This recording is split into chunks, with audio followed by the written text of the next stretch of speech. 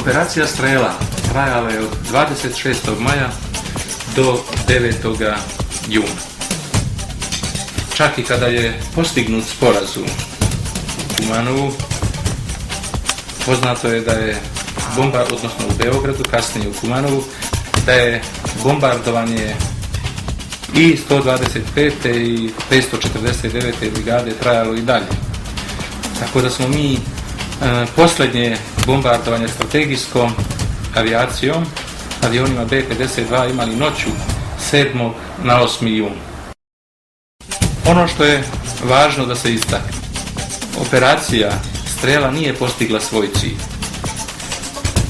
Ona čak nije postigla ni da u toj prvoj fazi izbije u dolinu Drina i snage, šiptarske terorističke snage nisu uspjele da ovladaju ni sa jednim naseljenim mestom. Tako da nisu obezbedili uslove da se angažuju i snage koje su bile po dubini ili eventualno da se uvedu nešto od tih multinacionalnih snaga koje su čekale ishod operacije Strela, odnosno ishod dejstva ovih šiptarskih terorističkih snaga. Što se tiče gubitaka, svakako da za ovih 15 do 20 dana koliko je trajala operacija Strela, mi smo imali najveće gubitke i u 98. i u 99. godini. 98. godine izgubili smo ukupno 8 ljudi, 4 oficira i 4 vojnika.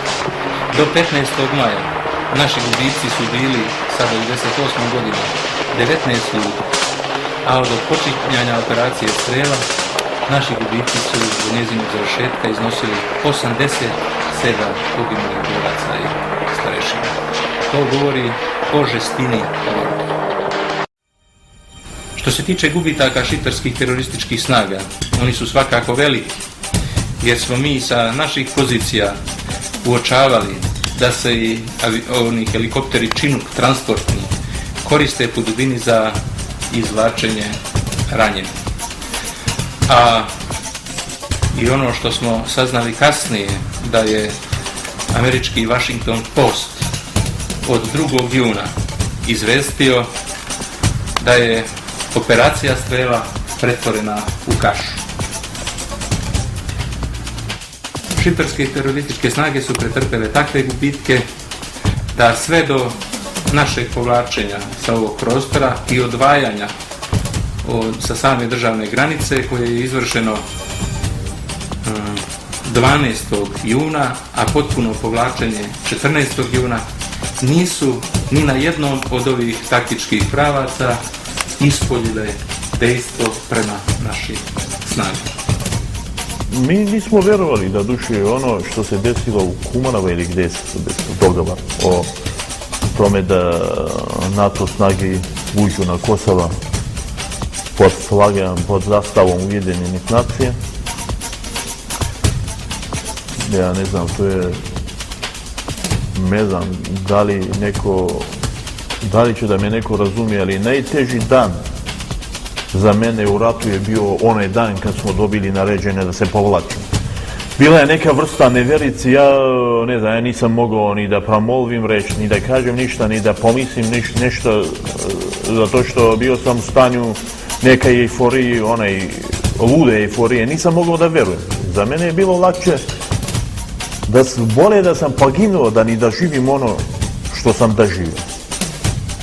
Da ja moram da napustim komad zemlje koje sam branio zajedno sa svojim drugovima, Srbima, Rusima, nebitno, zajedno sa svojim drugovima, ratnim drugovima. Nismo ga izgubili, mi smo ga osvojili, vratili smo ga. Srpsku zemlju da napustim bez borbe, to je bilo nezamislivo za mene. Ona neverica me naterala da ja krenem u komandu dole, zato što mene je više to ličilo na neku vrstu lošak sna nego na istinu. I onda sam usput vidio džipave, Mercedese naravno, ko bi mogao ovi džipovi da vozi, imalo jedna 12 komada onih džipova sa neprobojnim staklima, nemačke zastavi, to je nemačka vojska. Bili su neke grupe ljudi, to je civila, koji su mahali zastavom. I onda sam vratio pažnju na oni zastavi, koji iz jedna strana zastavi je bila albanska, farbana u crvenu boju sa orlama, a druga u nemačke boje. Dođem u Prizren i vidim kolonu. Bilo je nekako oklopnih vozila i 2 tenka ispred. Ne znam, teško je, ja ne znam na koji način to da kažem. Ja nemam ni reći da... Ja sam bio u stanju da uništim ono sve što sam vidio i onda sam stavio nekakve komada eksplozije u džep, krenuo sam ispred onog tenka, oni kad su vidjeli ono što su vidjeli, tenkisti su skočili u tenkavi, zatvorili su poklopce i onda mi priđe neki od srpskih policajaca, povuče mi za ruku i kaže: Alberte, bit će to uzalud ako to uradiš.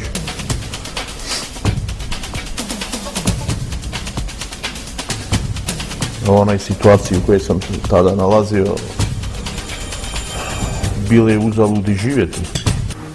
I ovom prilikom pokazalo se da vojska koja je motivisana, koja ima visok borbeni moral, koja zna šta brani, je praktično brana za agresora, bez obzira koliko on bio nadmoćan i u ljudstvu i posebno u materijalno-tehničkim, odnosno borbenim sredstvima.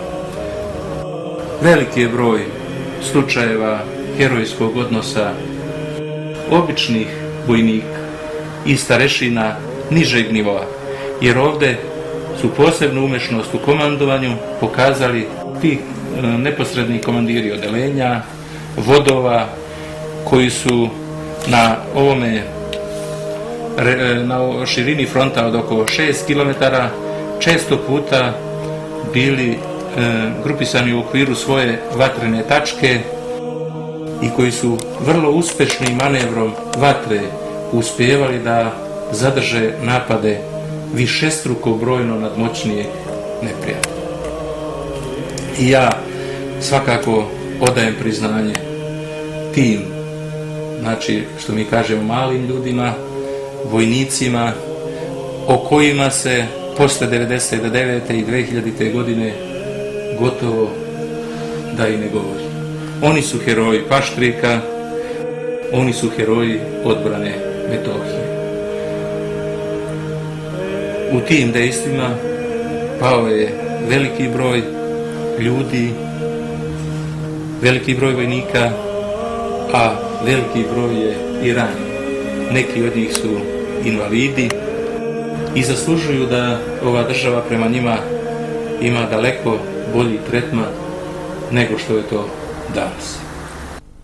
Sine moj, bio sam tamo kad nebo je gorilo,